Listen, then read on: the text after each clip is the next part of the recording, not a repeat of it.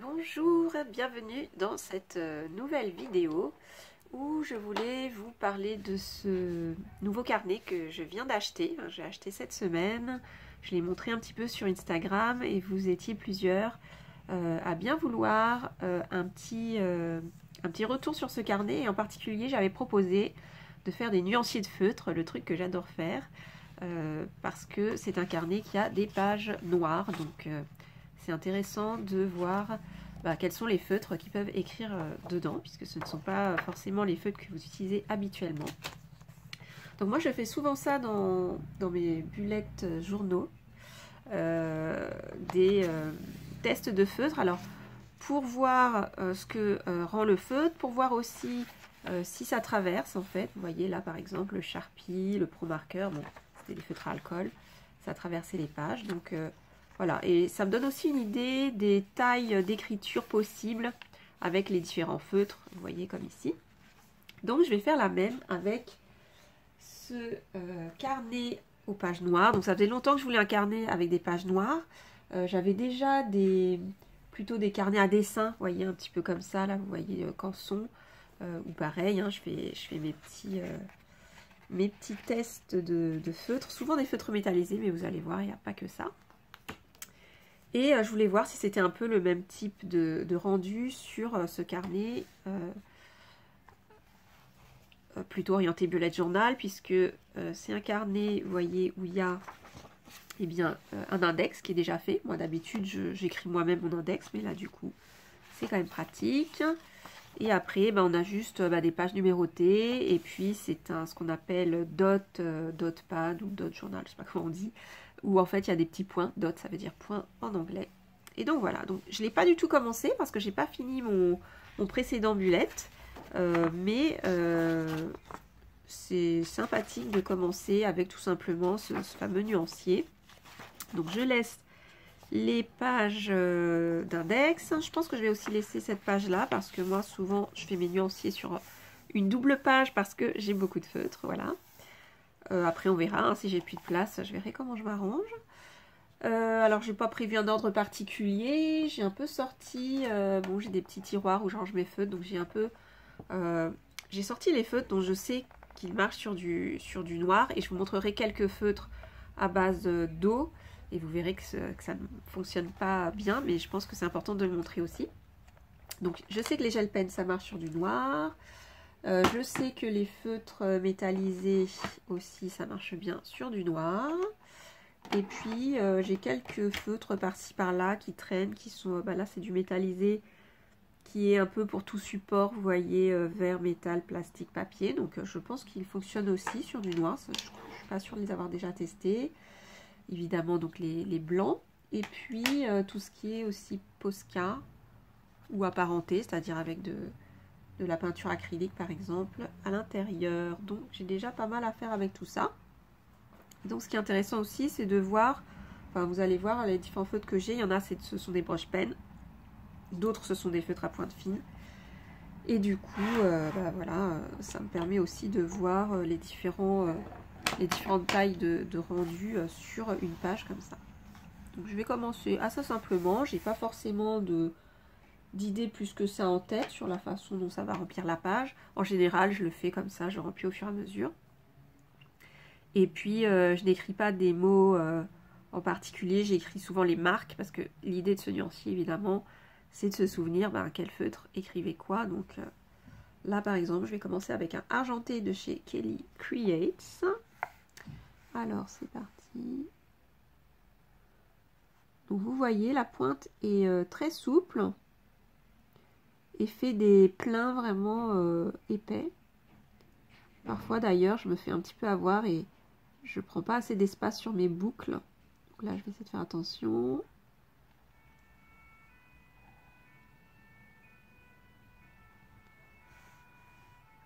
Alors, je vais écrire en plus petit le Create en dessous pour voir si voilà, si c'est facile d'écrire fin.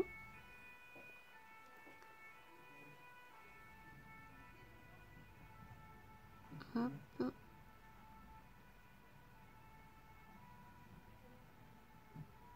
Donc l'argenté, ça marche pas mal. Alors ce que je fais, ça dépend un petit peu. Parfois, je fais juste un feutre par marque et j'écris.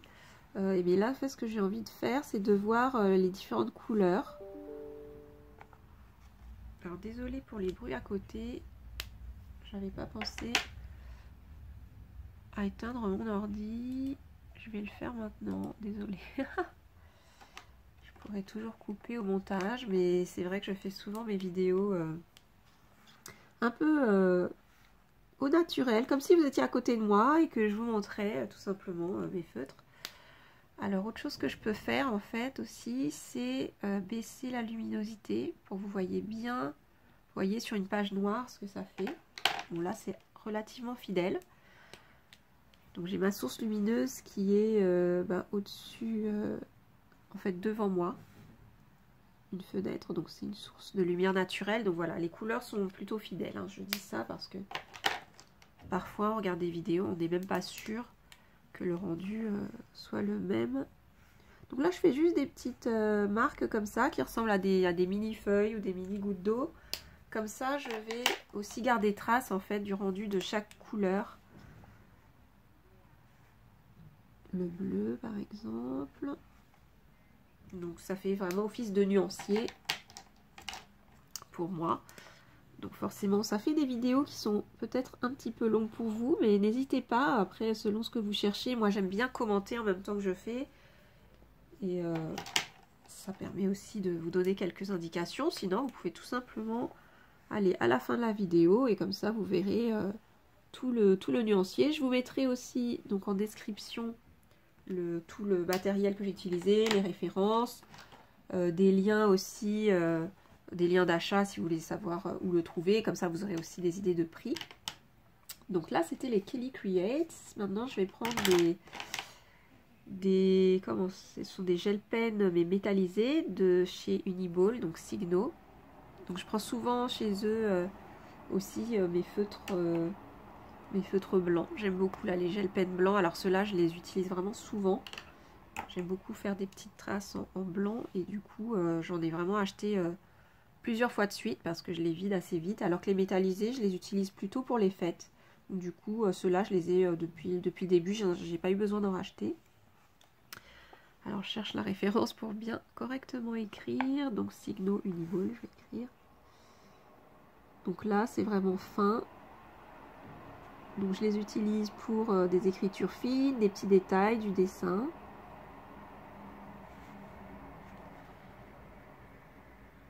Donc pareil, je pense que je vais prendre le temps de tout simplement me faire, écrire avec les différentes couleurs. Comme ça, j'aurai vraiment mon nuancier. Donc là, j'écris Uniball.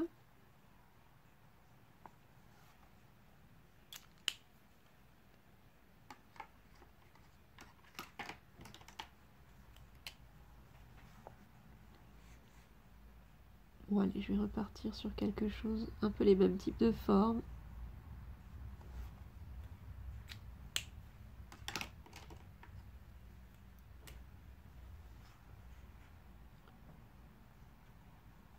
Ah oui, c'est vrai. Alors celui-ci, il me paraît avoir séché. Alors souvent c'est marrant parce que ça me faisait ça. Je crois que c'est le rouge aussi. Il marche plus, je crois, le rouge. Donc là, je vois que les couleurs rose et rouge, bon, je vais voir après si j'arrive à les récupérer. Mais en tout cas, là, il ne fonctionne plus. Donc j'ai mon doré. Donc c'est intéressant parce que comme c'est des feutres, comme je vous disais, que j'utilise assez peu, ça me permet aussi de voir leur durabilité quand ils sont peu utilisés. Donc soit l'encre a séché, soit il n'y a plus assez d'encre sur la petite bille. Donc je vais voir, on m'avait donné un conseil sur ces feutres là pour les réanimer entre guillemets, c'était de chauffer la mine. Donc je ferai ça tout à l'heure pour voir si ça fonctionne. Donc le doré et l'argenté ont un tout petit peu plus de mal aussi.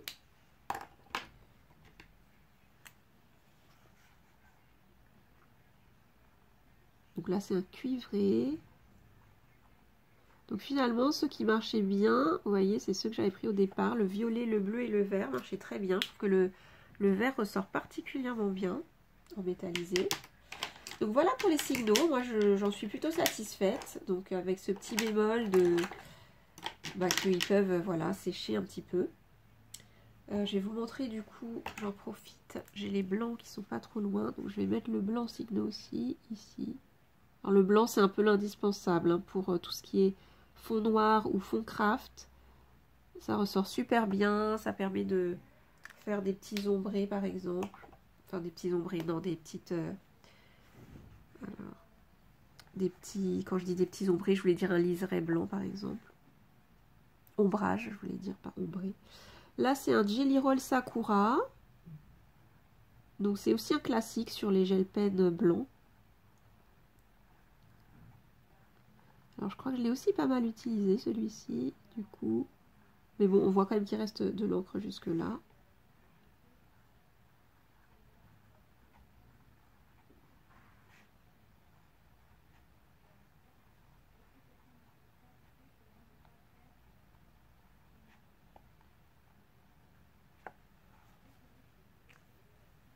Alors, ensuite, je vais passer... je vais rester dans les gel pens.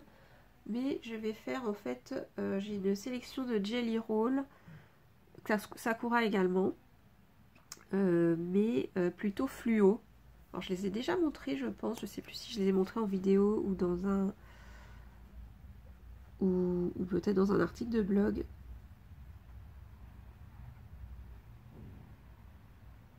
Alors, celui-ci... Ouais, je crois que l'encre a un peu de mal à couler. Je sais pas trop pourquoi.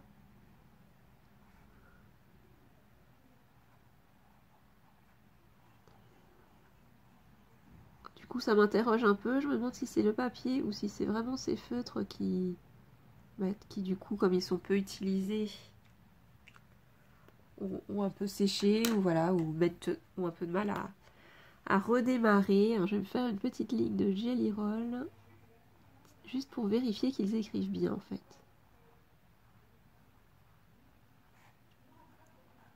Donc ce violet, typiquement, il se voit moins que le métallisé, vous voyez celui-ci là, le métallisé Signo. Donc c'est intéressant.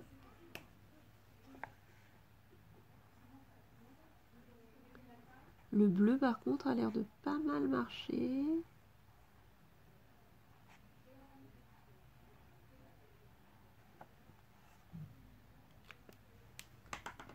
Alors moi j'ai tendance à ranger toujours mes feutres, toujours comme ça, avec dans les couleurs de l'arc-en-ciel, enfin le cercle chromatique. Je sais pas si vous faites ça aussi, c'est ma petite manie.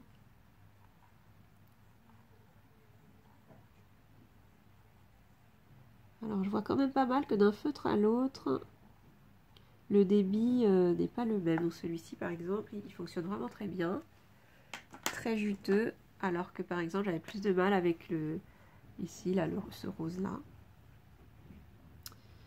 Alors là je vais peut-être arrêter d'écrire et je vais juste faire des petites feuilles comme ça pour pas prendre toute la page non plus. Hop, je vais partir de ce côté.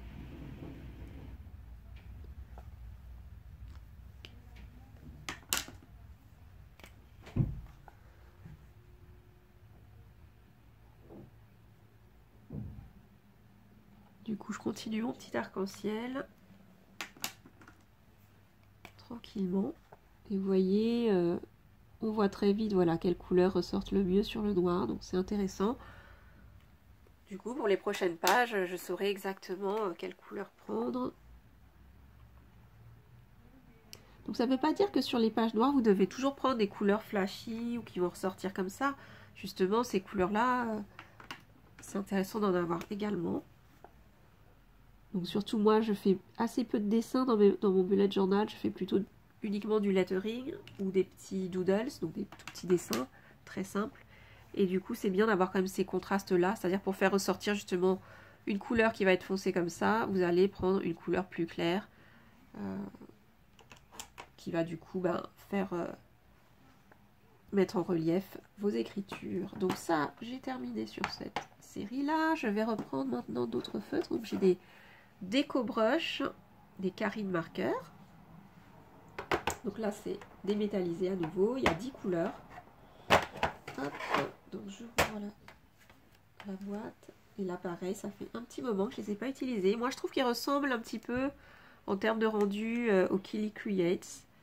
Alors, je vais juste écrire Karine au centre. Et comme ça, je vais pouvoir après mettre les autres couleurs, le nuancier autour.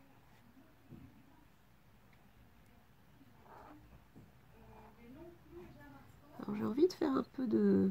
comme un petit script pour changer des cursives. Hop, voilà.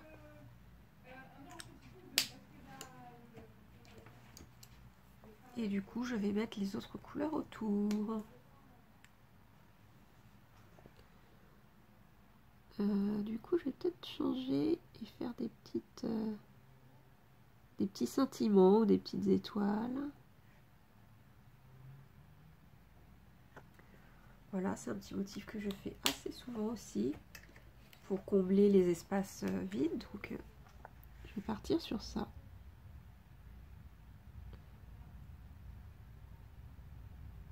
Après, ce qui n'est pas évident, c'est que comme là, je n'écris pas le nom des couleurs, bon, il faudra quand même que je m'y retrouve.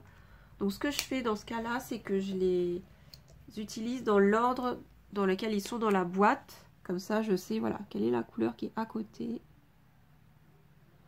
Alors là, ces deux-là se ressemblent beaucoup, je trouve.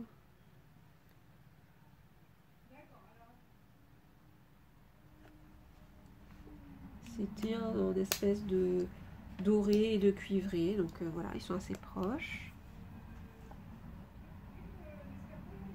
Donc là, ce vert-là, je l'aime beaucoup. Je trouve qu'il se voit vraiment très bien. Je m'en souvenais, je trouve qu'il se voit vraiment très bien sur le papier noir.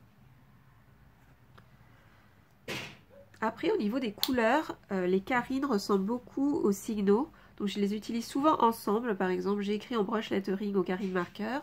Et ensuite, je fais un liseré ou un ombrage avec les signaux.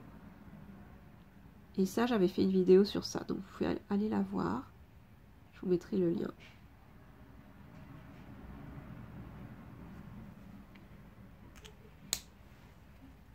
Alors il faut aussi faire très attention, je remarque qu'ils sont vraiment très juteux et qu'il ne faut surtout pas passer la main dessus, il faut bien attendre que ça sèche. Donc si par exemple typiquement vous êtes gaucher, faites bien attention de ne pas passer la main juste derrière quand vous avez écrit.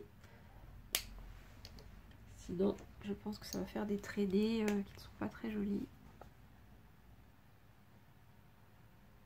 Donc là, voilà, j'ai un peu mon petit arc-en-ciel métallisé autour de mon mot Karine. C'est assez sympa. Donc comme je disais, il y a 10 couleurs, dont un noir. Donc on va voir tout à l'heure, vous allez voir le noir sur noir, ce que ça peut rendre. Alors celui-ci, il ne se voit pas du tout. Quasiment pas, je trouve. Il me semble qu'il se voyait beaucoup mieux avant. Donc là, ce qui peut se passer aussi, c'est qu'avec le temps qui passe, alors déjà, peut-être qu'il faut un petit peu secouer. J'avais pas pensé. Donc, vous voyez, on le fait en même temps. Je le fais en même temps que je vous le dis. Moi, ça n'a pas l'air de marcher, mais j'ai l'impression, voilà, qu'il n'y a plus en fait le côté métallisé argenté normalement qui se mélange au pigment coloré. Et du coup, ça ne ressort plus du tout sur papier noir. D'où l'intérêt de faire ce fameux nuancier, parce qu'on peut croire que toutes les couleurs sont un peu les mêmes, mais en fait non, il y a des différences. Il faudrait que je retrouve un ancien nuancier sur papier noir avec cette gamme de feutres pour voir si le rose se voyait mieux. Parce qu'à mon avis, là c'est plutôt, entre guillemets, un défaut de durabilité dans le temps qui fait que ce rose ne se voit plus, parce qu'il me semble qu'il se voyait bien. Alors, qu'est-ce que j'ai d'autre? J'ai aussi des métallisés de chez Stabilo. On va être toujours un peu dans les métallisés sur les mêmes gammes de couleurs, hein, vous allez voir. Alors là, j'ai 1, 2, 3, 4, 5, 6, 7, 8. J'ai 8 couleurs. Et vous voyez, elles sont très proches de ce qu'on a déjà vu. Mais je le fais quand même parce que, justement, c'est pour voir les différences. Et puis aussi, le type de mine. Donc, je vais écrire ici.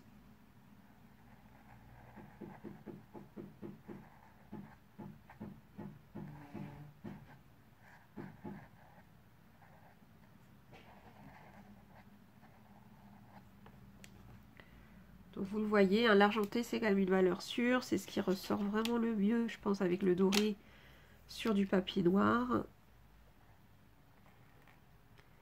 Là, je vais juste faire des traits, je pense.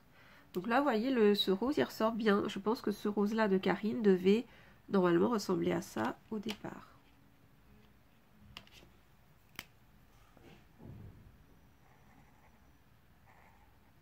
Le violet aussi ressort bien, mais plus foncé. Le bleu, on va voir s'il est assez lumineux. Oui, alors ce qui est bien, c'est qu'il est assez différent, du coup, des autres bleus là que j'ai à côté sur ma page. Donc c'est intéressant parce que même sur du papier noir, on peut avoir envie de faire des nuances. Alors j'ai jamais trop testé de faire des dégradés sur du papier noir, donc ça serait intéressant. Je pense que je testerai ça.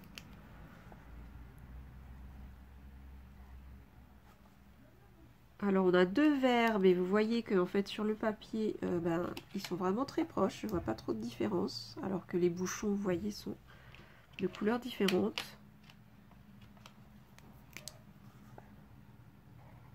Là, je vais avoir un peu de couleur bronze et pour finir, une couleur cuivrée.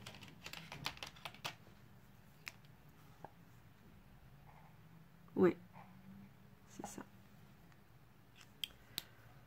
Donc voilà pour Stabilo. Ce qui est bien, c'est que vous voyez, ils ressortent, enfin tout ressort. Toutes les couleurs ressortent bien. Il y a juste les deux verts qui sont très proches. Voilà. Juste ça. Alors que par exemple, vous voyez sur les Karine, j'ai bien un vert clair, un vert foncé, plus qui tend vers le émeraude. Donc on voit plus de différence. Alors, maintenant que j'ai fait, je pense, un peu tous mes métallisés, normalement j'en ai aussi des Faber-Castell, mais je ne les ai pas retrouvés avant de faire cette vidéo, donc je les ferai une prochaine fois. Ah si, je vais finir par les headings. Alors les headings, je les ai vraiment très peu utilisés, donc vous voyez, il faut les secouer, il y a une bille à l'intérieur. Du coup, je vais voir ce qu'ils donnent. Donc on est encore avec les mêmes couleurs, hein. Vous voyez, j'ai vert, bleu, rose et doré. Alors je vais écrire ici.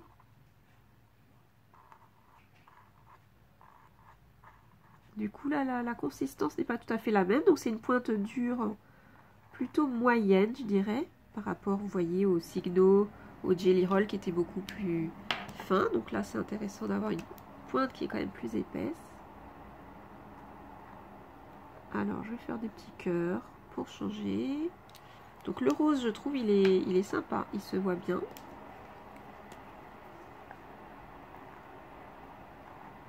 Le bleu aussi, il se voit bien, mais il tend vers l'argenté. Il n'est pas très bleu, vous voyez. Et le doré se rapproche un peu du bronze, je trouve. Et il se voit très bien aussi. Donc vous voyez, là c'est juste, pour moi, ceux qui se voient le mieux, c'est le doré et le rose. Et le vert et le bleu sont un petit peu palichons. Mais voilà, en tout cas, ils se voient. Mais en termes de pigmentation, c'est un peu plus palichon. Et maintenant, je vais sortir donc les Posca. Alors les Posca, j'en ai énormément. Ils sont un petit peu disséminés partout chez moi. Donc je ne vais pas vous faire tout le nuancier de toutes les couleurs. Mais je vais juste vous montrer comment ils ressortent sur le papier noir. Donc Posca, on va prendre ici. Alors là, je vous ai sorti des gros Posca. Ce qui est bien avec Posca, c'est qu'il y a plein de tailles différentes de mine. Donc il y a vraiment de quoi faire. La gamme de couleurs est top aussi. Donc voilà, bon, Posca, c'est vraiment une valeur sûre. Des feutres que j'aime beaucoup. En plus, je les utilise vraiment très souvent en ce moment. Donc, alors oui, le truc aussi quand même. Là, je le vois en utilisant ce bleu. Si vous voulez pas que ça fasse un peu, vous voyez, comme ici, de la transparence, assurez-vous bien. Moi, je ne le fais peut-être pas assez à chaque fois, de les secouer avant pour vraiment homogénéiser la pointe. Et puis, quand vous n'avez plus trop d'encre aussi, vous devez activer, alors moi je le fais plutôt sur une feuille de brouillon à côté en général. Je sais pas, là par exemple j'ai un petit morceau de vieux ticket de caisse. Donc je sais pas si d'ailleurs s'il faut que je l'utilise parce que c'est peut-être un ticket de caisse d'une note de frais à faire. Donc bon, je vais quand même faire attention. Hop, ah voilà, vous voyez, normalement c'est ça qu'on veut. C'est un bleu bien opaque et bien vibrant.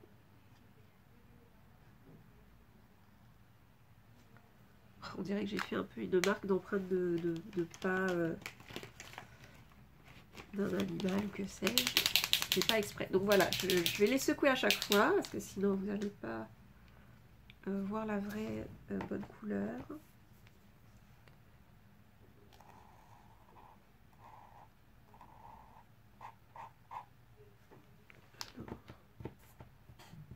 Ah, ce bleu est un peu asséché, je vois.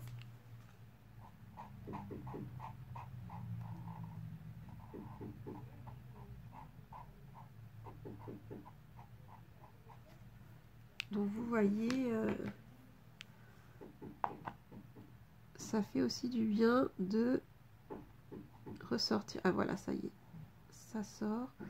Donc ça fait du bien de ressortir des feutres qu'on n'utilise pas pendant un moment. Parce que alors les Posca, j'en ai vraiment beaucoup. Et du coup, cette boîte-là, c'était pas celle que j'utilisais ces derniers jours. Tout simplement parce que c'était des feutres à pointe moyenne.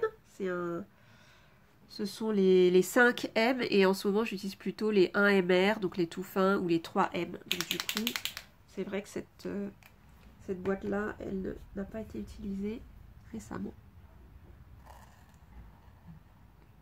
Mais vous voyez que quand on utilise, quand on prend le temps de secouer, de faire sortir l'encre, on a vraiment des couleurs qui ressortent extrêmement bien sur papier noir. Donc je recommande les Posca pour les... Après on va regarder hein, si ça traverse quand même. Mais je recommande les Posca, par contre pas la taille 5M qui à mon avis est un peu trop grande pour ce type de carnet. Donc prenez plutôt la taille en dessous, 3M ou 1M, je crois que c'est 1M ou 1MR.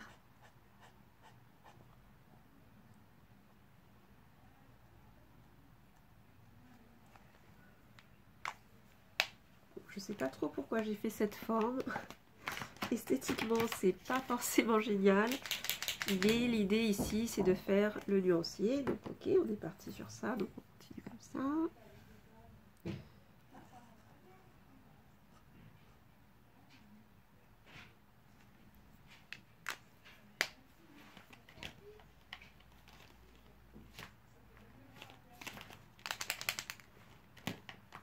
Et du coup, il me reste juste le blanc.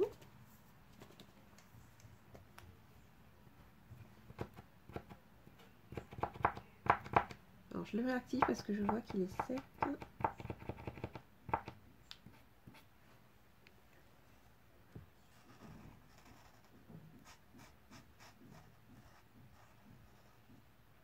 Vous voyez, on sent qu'il est encore un petit peu sec. Voilà. Donc, il faut prendre le temps. Je vais laisser sécher avant de retourner la page, histoire de ne pas faire trop de taches partout. Mais vous voyez du coup le Posca. Donc je pense que j'ai fait à peu près le tour des feutres qui fonctionnent sur papier noir. Donc je vais vous montrer, prenons au hasard un Carine marqueur mais pas métallisé, un Carine marqueur normal. Et à mon avis, ça ne va pas trop marcher sur le noir. Alors Carine, bah, du coup je vais repartir ici. Vous voyez, quand c'est un feutre à base d'eau, ça ne va pas ressortir sur le noir. Ce ne sera pas opaque. Bon, j'écris quand même jusqu'au bout, vu que je suis partie. Donc voilà, ne prenez pas du coup vos brush pens, Tombow, Edding, Carine, colorés à base d'eau. Il n'y a vraiment que ceux qui sont métallisés qui vont ressortir. Sinon, vous allez juste avoir comme ça, comme une trace d'eau. Qui se voit quand même, hein, mais qui n'est pas du tout pigmenté. Donc voilà, je vous laisse un petit peu, je vous ferai une photo, mais je vous laisse regarder un petit peu le rendu. Donc mon conseil, ce sont donc les Posca, les métallisés ou les gel pens, comme ceux-là. Et finalement d'ailleurs, j'ai tout fait tenir sur une seule page. Je pensais que j'utiliserais ma double page. Et finalement non, donc très bien. Donc du coup voilà, page 2, je le mettrai dans mon index. Que c'est un nuancier de couleurs. Et si j'ai d'autres couleurs, je ne sais pas encore, je vais peut-être quand même garder la deuxième page vierge, peut-être pour tester mes autres Posca, pour tester, voilà, faire tout mon nuancier de couleurs.